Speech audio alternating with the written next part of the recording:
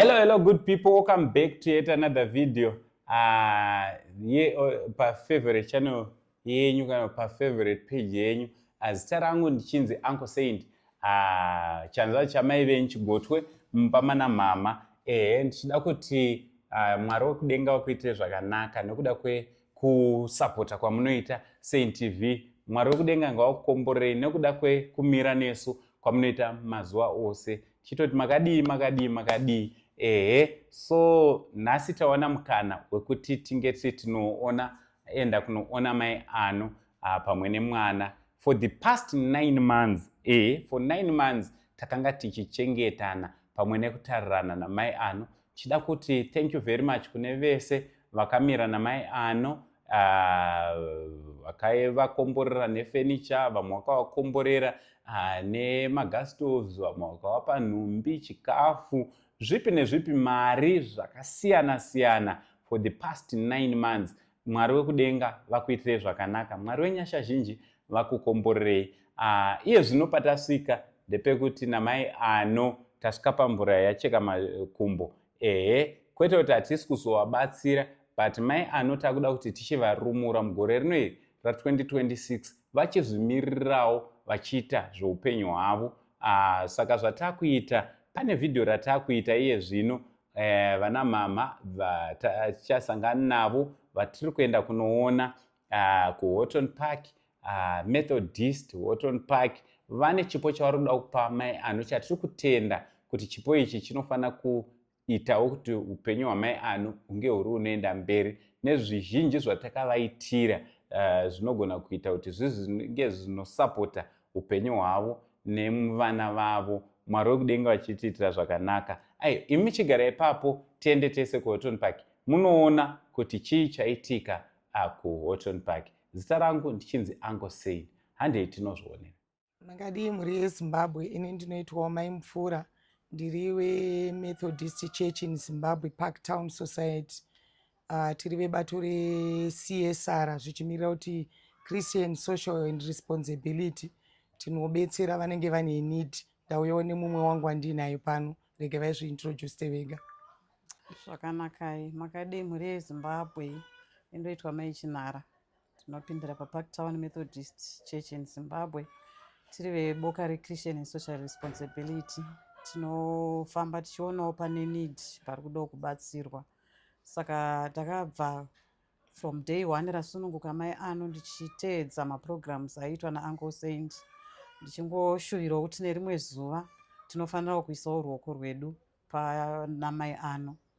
Kusvika pari nhasi tazokwanisawo kuti tivadaidze, tivatambidzewo zvatakwanisa kuvatambidza kuti vasimudzirwewo muupenyu hwavo, vatangewo bhizinesi, vashandire mhuri yavo.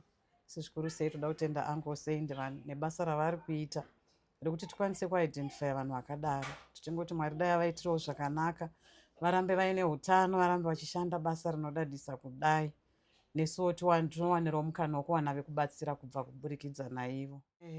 Uncle Saint takabata svondo rapera ndi tikavati vauye vasvike tikwanise kuvatambidza zvatiri kuda kutambidza mai ano. Vakange vamunzira vachiuya, ndobva vazotibata vachiti vashayikirwa nehanzvadzi yavo, ndobva vachienda kunhamo. Asi vakazokwanisa kuti tinosvika nhasi vazokwanisa kusvika panzvimbo ino muHoughton Park matinogara. Tinavo pazuva ranhasi, tafara zvikurusa. Tingotiwo nematambudziko kuna Uncle Saint. Aiwa, tiri kunzwa kufara nekuti tazoonana zvakanaka zuva ranhasi. Chimwe chandinoda kukurudzira kuna mai ano ndechekuti vasadzokere shure. Kana vakushanda, vashande nemwoyo wavo wese, vachirangarira mhuri yavo neupenyu hwavo. Vashande zvakanaka chaizvo. Vasadzokere shure, upenyu hwavo hurambe huchienderera. Sekubatsira kwatavaita, tinoda kuti vazokwanisa kubuda vachitaurawo kuti inoenda kubatsirawo hakati. Nekuti ndikuti nyika yedu ienderere mberi. Tichingokutendai nepurogiramu ino, murambe makadaro. Tinozvitenda zvakanyanya. Ndoda kungopa advice yekuti Mwari sekutida kwavakaita, vakatida isu vakatipa mwana wavo mumwe chete Jesu Kristu, akatifira pamuchinjikwa handiti. Saka isusu tofanira kutakura rudo irworwo, nometa tinonamata naye, nometa handimuzive, rudo irworwo tofanira kuruparidza ruchienda mberi, nekuti kuti tinzi maKristu, kuparidza kwedu mabasa edu atinoita. iyo ishuwiro yangu kuti nomaita ichechi iri kubatsira oro ndini tinofanira ngokudza rudo irwo rwatakapiwa isusu tisina chataita mugonera Mwari asi vakangotipa rudo iroro pachena. Saka ngaruparidzwe, vanhu ngavaone pane nidhi, tisangozvifunga isu nekuti vazhinji tinozvifunga isu ngoti inini ndiri kuwana zvakatongoringana zvakadaro. Ngatifunge wana dhapeseni ari pamberi. I think tikadaro nyika yedu inoenda mberi. Amen. Shoko renyu mama zvekutaura. Eya, zvavari kutaura ndizvozvo. Ndanichingokurudzirawo zvangu mamwe machechi ese isiri Methodist chete. Vane zvavanokwanisa kuwanawo, vane zvavanenge vainazvo vaunganidza. Even kumachechi kwavo, vamwe vasingakwanise kuenda, munokwanisa kutibata paMethodist yepaParktown. Munongoya nezvamuinazvo, kana vari kunzwa vari kuteerera vasiri vakasiyana-siyana, vanoda kubetsera zvamuinazvo zvacho, munongoya nazvo paMethodist yepaParktown, dzingave hembe, angave magroceries, zvingave kana mari chaiyo, munongoya nazvo tongobetserana tiri pamwe chete maita basa. Ndine mufaro nokutenda Mwari, zvinoreva kuti Mwari achiri kundida, Mwari achine ane chekuita neupenyu hwangu. Ndinofanira kumunamata kusvika ndazofa ndichitenda Mwari, ndichitenda chipo cheupenyu nekundichengeta nekundinzwira tsitsi nekwandakabva nepandasvika nhasi. Kungofarira kungoti ndararama ndachengetwa nenyasha. Aiwa, tinotenda. Ayo, makasununguka yenyu kuchipresenta zvamuroda kupresenta. Ndoziva mai ano moyo wakutsva kuti chicha. Hatina hedu zvakawanda. Ndawo vese. Tine grocery redu shoma shoma iri kuti vanowana pekutangira.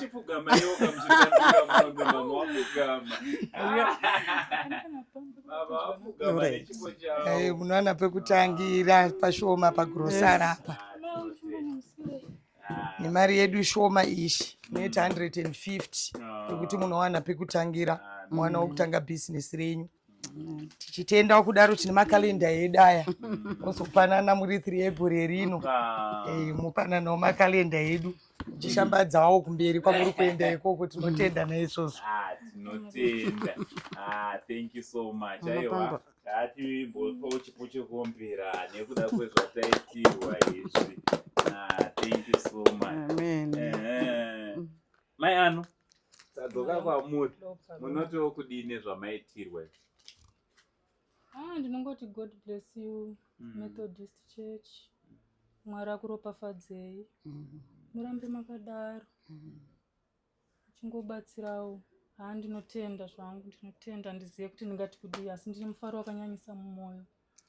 Mundinamatirawo mai ano. Ndisazoramba ndichiteerwa nemweya yakaipa, mweya isingadiwo chakanaka. Ndiitadzewo kuonekwawo semunhu panyika. Ndichikumbirawo mundibatsirewo kunamata. Ndisazonyadzisa. Ndichengetiwo mhuri yangu, ndizvionerewo semukadzi. Aiwa, zvinoita. Zvinoita kuna vanzvadzi vangu vangusinji. Nemunamato mukuru kuna Mwari kuti dai Mwari aramba achivachengeta vasazogumira pandiri. Vazobatsirawo vamwe vanhu vachazozvarwawo, vamwe vachizoraswawo, vamwe ameni zive. Hakuna murume akadai panyika pano. Kazonzi tarasikirwa nemurume akadai panyika panapa. Shame mhuri yeZimbabwe. Ndina hangu mashoko akawanda asi ndinongoti dai Mwari avawedzera mazuva ekurarama panyika. Varamba vachirarama. Chokwadi ichocho. Neminamato mukuru. Mwari wekudenga wakuitire zvakanaka.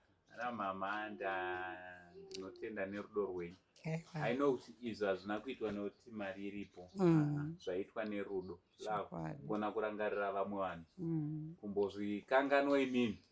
Moti aiwa mai ano ndovatombovarangarirawo tomboita chinhu. Izvozvi kugara kwatauya kuzogara panapa.